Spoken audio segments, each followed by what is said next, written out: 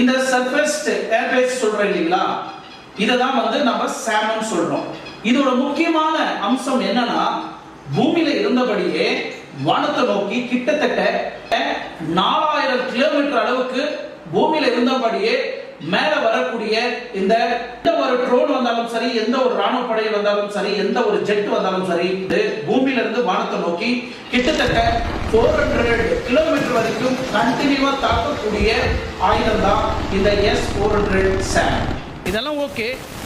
எதுக்கு இந்த ஒரு ஆப்ஜெக்ட்டுக்கு S-400 சுதர்ஷன் சக்ரா வச்சாங்க அப்படின்னு நீங்க பாத்தீங்கன்னா, நம்மளோட கிருஷ்ண பரமாத்மா இருக்கிறார் இல்லையா, அவர்கிட்ட ஏகப்பட்ட ஆயுதம் இருக்கும். அந்த ஆயுதத்தை ஒவ்வொரு விஷயத்துக்கும் பயன்படுத்துவார். ஆனால் ஒரு கட்டத்தில் அவராலே முடியாத ஒரு சூழ்நிலை கடைசி ஆயுதமாக தான் அவர் இருக்கக்கூடியது அந்த சக்கரா.